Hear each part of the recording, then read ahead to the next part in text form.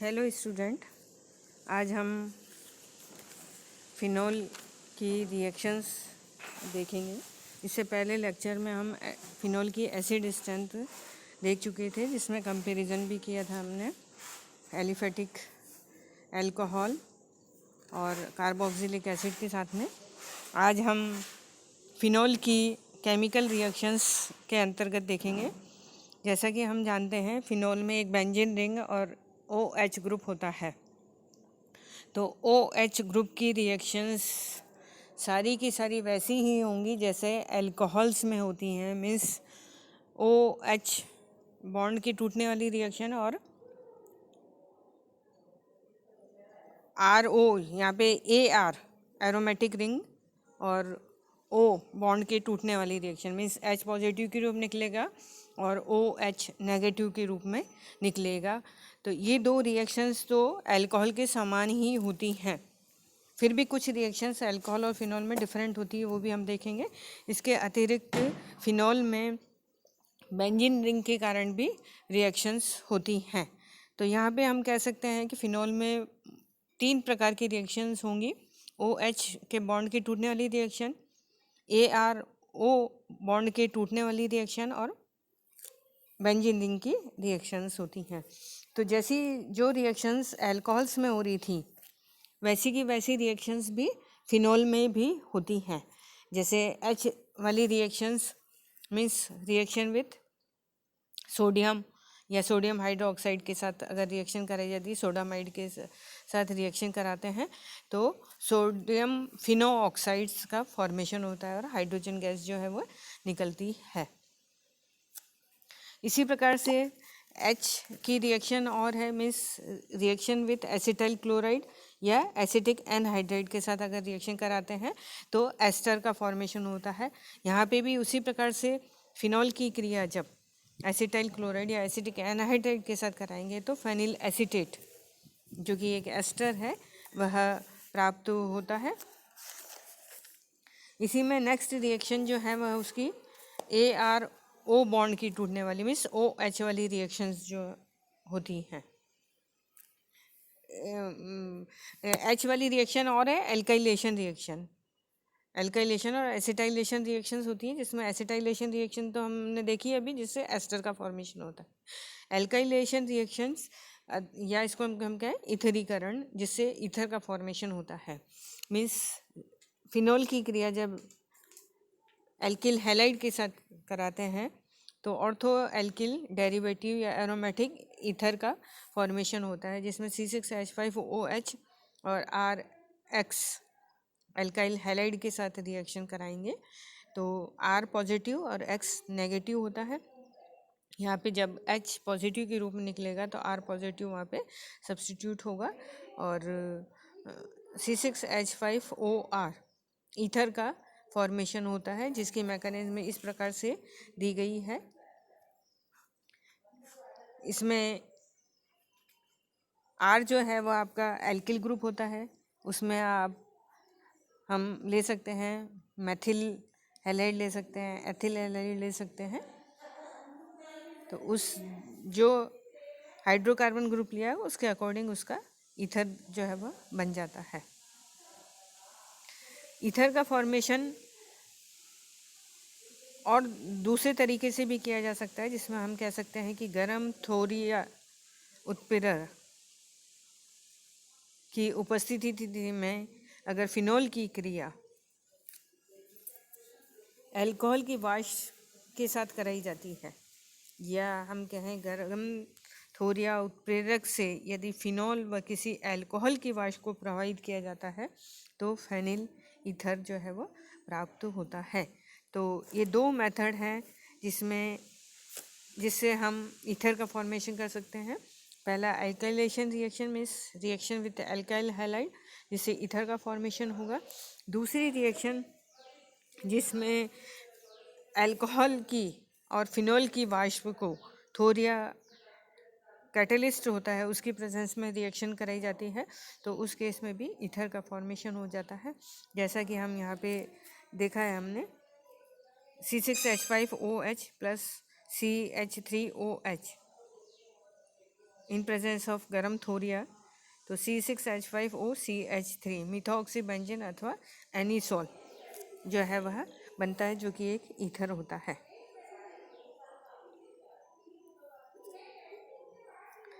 इसी के अतिरिक्त अन्य और रिएक्शंस हैं जो OH वाली रिएक्शन जो होती हैं, means reaction with phosphorus halide,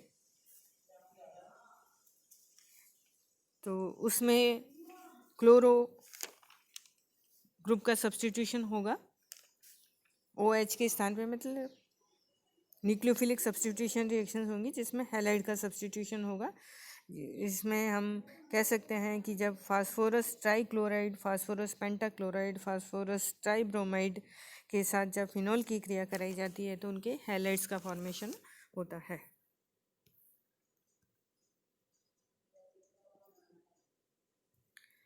जैसे C6H5OH plus PCl5 C6H5Cl chlorobenzene का फॉर्मेशन होगा। इसी प्रकार से हमने अल्कोहल में देखा था, जो C2H5OH प्लस PCl5 तो C2H5Cl क्लोरो कंपाउंड का फॉर्मेशन होता है, जिसमें क्लोरोबेंजीन या क्लोरो इथेन कंपाउंड जो है वह बनेगा। अगर एलिफेटिक अल्कोहल अगर हमने लिया है तो उस केस में क्लोरो जो भी इनिशियल अल्कोहल लिया उसके अकॉर्डिंग उसका हैलाइड्स जो है वो बन जाता है। इसी प्रकार से next reaction amination reaction, means reaction with ammonia.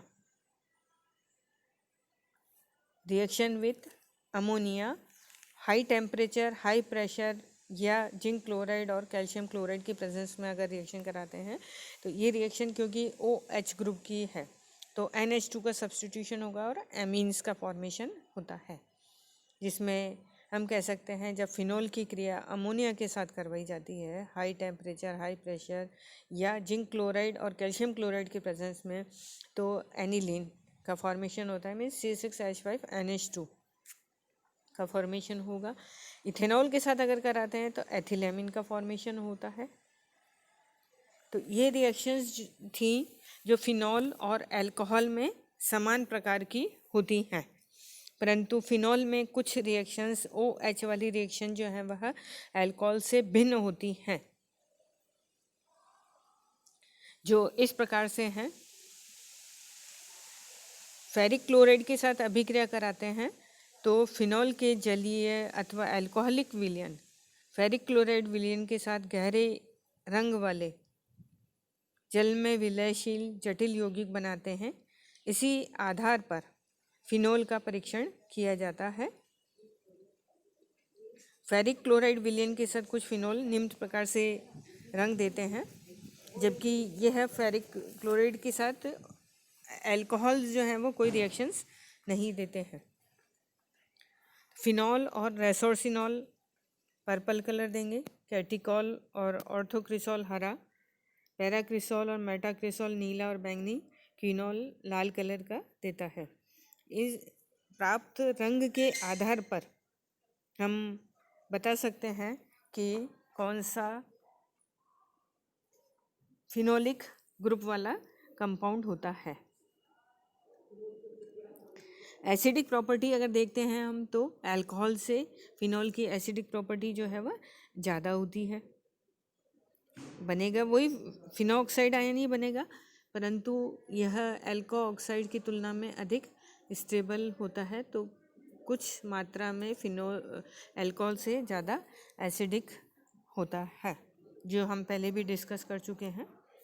Reduction अगर देखते हैं कि अल्कोहलिक ग्रुप या फिनोलिक ग्रुप OH ग्रुप का जब रिडक्शन किया जाता है तो एल्केन बनती है, जो इनिशियली हम देख चुके थे कि ऑक्सीडेशन से क्या होता है, रिडक्शन से क्या होता है। तो अल्कोहलिक ग्रुप या फिनोलिक ग्रुप का जब रिडक्शन किया जाएगा तो एल्केन का फॉर्मेशन होता है। तो जिंक चूर्ण के साथ गर्म करने पर फिनोलिक ग्रुप अपचेत्य हो जाता है और एरोमेटिक हाइड्रोकार्बन जो है वो बन जाता है, मीन्स बेंजीन का फॉर्मेशन हो जाएगा, जिसमें हम देखते हैं benzene phenol C6H5OH plus zinc के साथ गर्म करेंगे तो बेंजीन का फॉर्मेशन होगा C6H6 और जिंक ऑक्साइड का फॉर्मेशन होता है। इसके अतिरिक्त रिडक्शन जो है वायुमंडलीय प्रेशर पर भी और कैटलिस्ट मेलिब्लेडिनम ऑक्साइड की प्रेजेंस में भी करने पर उसका रिडक्शन हो जाता है। रिडक्शन के लिए और अन्य स्ट्रॉन्ग रिड्यूसिंग रिएजेंट भी काम में ले सकते हैं, जिसमें हम कह सकते हैं कैटलिस्ट काम में लें, तो उस केस में बेंजीन रिंग भी जो है वह रिड्यूस हो जाती है। तो यहाँ पे रिडक्शन जो है, अगर जिंक के साथ रिडक्शन कराया जा रहा है तो भी बेंजीन बनेगी। वायुमंडलीय दाब पर मॉलिब्लेडिनम ऑक्साइड की प्रेजेंस में रिडक्शन कराया जाता है तो उस केस में भी बेंजीन बनती है। परंतु फिनॉल का रिडक्शन जब निकल कैटलिस्ट की प्रेजेंस में या पैलेडियम कैटलिस्ट की प्रेजेंस में 150 डिग्री से 200 डिग्री सेंटीग्रेड ताप पर हाइड्रोजनेशन कराया जाता है तो साइक्लोहेक्सेन का फॉर्मेशन होता है। तो ये तो रिएक्शंस थी H और OH की, जो अल्कोहल और फिनॉल में डिफ़र होती हैं और सेम होती हैं। तो इसके अतिरिक्त बेंजीन रिंग की भी रिएक्शंस होती हैं, जो कि हम देखते हैं कि बेंजीन रिंग की रिएक्शंस जो होती हैं वो डिपेंड करती है कि उस पर जो सब्स्टिट्यूएंट लगा हुआ होता है उसके अकॉर्डिंग उसमें इलेक्ट्रोफिलिक या न्यूक्लियोफिलिक सब्स्टिट्यूशन रिएक्शंस होती हैं। तो अगर इलेक्ट्रॉन डोनर ग्रुप होता है तो उस केस में बेंजीन रिंग पर इलेक्ट्रॉन डेंसिटी जो है वो बढ़ जाती है। तो उस अवस्था में जो वहाँ पे रिएक्शंस होंगी वह होंगी इलेक्ट्रोफिलिक सब्स्टिट्यूशन रिएक्शंस होंगी वहाँ पे। और अगर अट्रैक्टिंग वाला होता है तो वहाँ पे हम कह सकते हैं कि न्यूक्लियोफिलिक रिएक्शंस आसानी से होती हैं। तो यहाँ पे हम देखते हैं जो इलेक्ट्रोफिलिक सब्स्टिट्यूशन रिएक्शंस जो होती हैं वह नाइट्रेशन, सल्फोनेशन, हैलोजिनेशन आदि रिएक्शंस होती हैं। तो यहाँ हम एक एक को लेके देखेंगे। सबसे पहले हम देखते हैं nitration reactions, means reaction with nitric acid. और OH ग्रुप जो है वह एक्टिवेटिंग ग्रुप होता है। तो यहाँ पे हम कह सकते हैं नॉर्मल कंडीशंस में ही उसमें नाइट्रेशन रिएक्शंस जो संभव हो जाती हैं, या कहें कि डाइल्यूट रिएजेंट नाइट्रेटिंग रिएजेंट है उससे भी हम रिएक्शन कराएंगे, टेम्परेचर लो हो उस केस में भी फिनॉल का नाइट्रेशन जो है वह हो जाता है। तो OH ग्रुप जो एक्टिवेटिंग प्रॉपर्टी होती है जिससे फिनॉल पर इलेक्ट्रॉन डेंसिटी का मान जो है वो बढ़ जाता है, तो उसमें अटैकिंग स्पीसीज जो होगी वो आपकी इलेक्ट्रोफाइल होती है। तो यहाँ पे हम नाइट्रेशन रिएक्शन कराते हैं, means nitration with dilute nitric acid के साथ लो टेम्परेचर पर अगर रिएक्शन कराते हैं तो क्योंकि OH ग्रुप जो है वो एक्टिवेटिंग ग्रुप है, जो एक्टिवेटिंग ग्रुप होते हैं वह ऑर्थो पैरा डायरेक्टिंग होते हैं। तो यहाँ पे ऑर्थो और पैरा नाइट्रोफिनॉल का फॉर्मेशन होता है। यहाँ पे जो स्पीसीज़ अटैकिंग स्पीसीज़ होती है वो नाइट्रोनियम आयन होता है, जो कि इसकी मैकेनिज्म में बताया गया है कि NO पॉजिटिव के रूप में निकलेगा। वो उसकी पैरा पोजीशन पर और ऑर्थो पोजीशन पर अटैक करता है और फाइनली H पॉजिटिव के रूप में निकलेगा और नाइट्रोफिनॉल जो है वो कंपाउंड बन जाता है। नेक्स्ट रिएक्शन इसके अगले